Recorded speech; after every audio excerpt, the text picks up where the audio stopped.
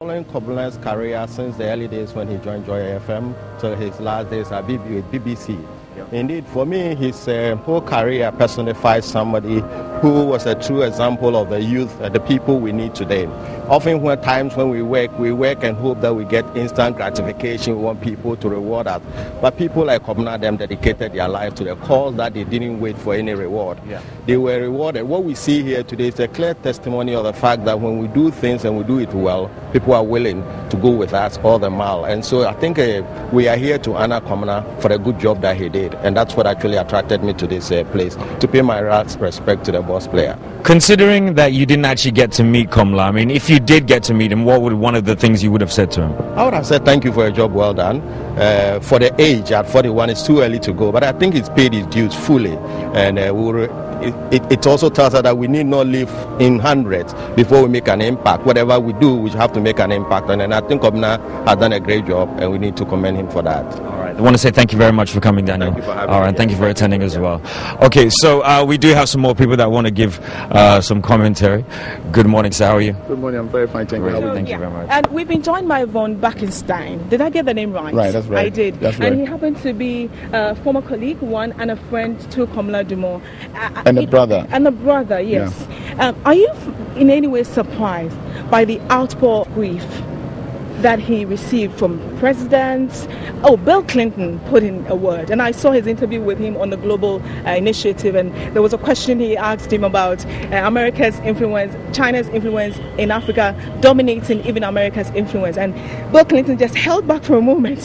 What gave him that, how come he was so ballsy? How did he do it? Well, first of all, I'm not surprised because Komla was larger than life. Komla was a boss player, the real boss player. We used to call him the boss player. Sure.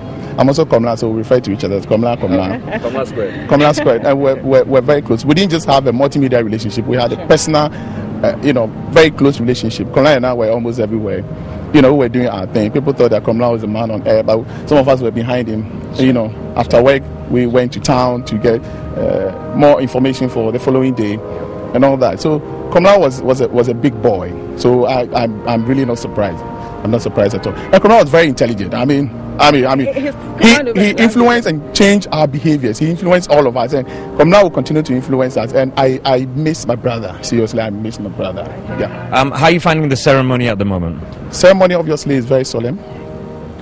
Woke up very early this morning at 3 a.m.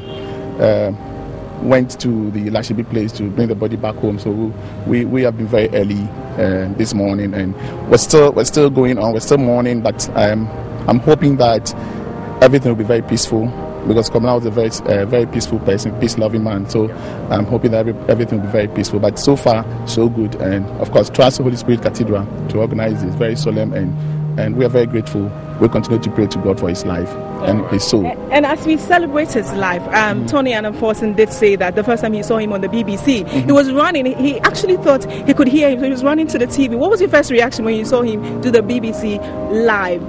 Well, I was in the US when he left for the BBC. Okay. And he called me the day he was leaving. He called me and said, Komla, you know what? I'm going to the BBC. It's not about the money. The money wasn't good at that time, but he was very happy that he was going to influence about 2 million people at the time. Yes. And again, being the first black man on BBC World News on TV, he called me again and said, Komla, you know what? I continue to fly. And I told him, you know what? Beyond the sky is your limits. Keep flying. How much of it did he, like you said, the first black man on TV, it means he had to overcome quite a lot of it. How much of a struggle did he really share with you? Because he had said in an interview that there were times he did backbiting, they were bickering here and there, but that didn't stop him. How much of a struggle? He shared all with me. He shared all with us. But we encouraged him. I told him, you know what? It happens everywhere. Nowhere cool. It's part of corporate life. So you just needed to cope with it. I told him, and he took it. It was cool. He said, okay, well, you know what? We want to prove a point. We want to make a mark. So whatever it is. You know what my father told the two of us the other time? That in fact he asked us, sons, if you are going on a journey, you have an objective to go and rescue somebody. My father was a military man. Sure. And on your way, there's enemy fire. What would you do? Komla and I said, we will deal with enemy fire before. He said, you know what, son, you are failed. You are failed. The objective is to get there.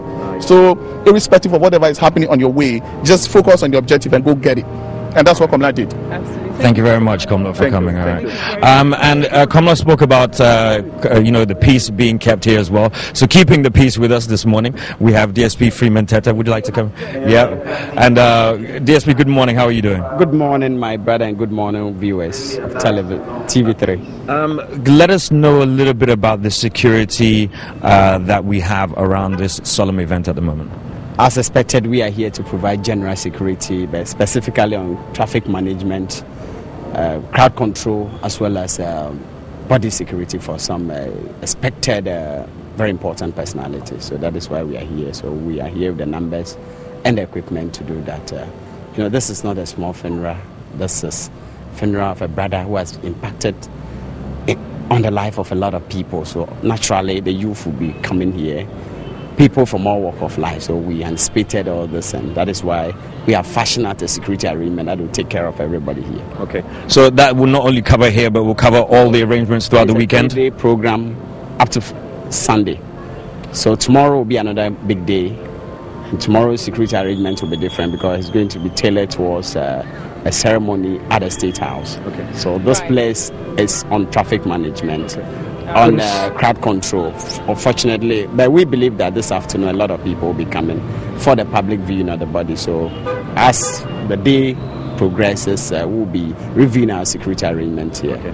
Any advice that you want to give the general public, considering that this is quite a congested area and logistically traffic flow might not be too easy? Anything you want to advise the general public if they are intending to come to this area? Yes, there is accreditation. All those with vehicles who are passed have access into the premises here. Those without access should go somewhere and park because there are other designated places. Behind these premises, there's a place that they can park. Beside that, traffic rules and regulations should be respected, and each and every one here ought to have an accreditation. Minors, the family members, and some identifiable people. But you and I ought to have accreditation. The media, there's a press card, so we advise that you come with your press card, and then other invited people should come with their accreditation so that they don't be on collision course with the security here, because this is a funeral. We are mourning a dear brother. We don't want any bruises at all.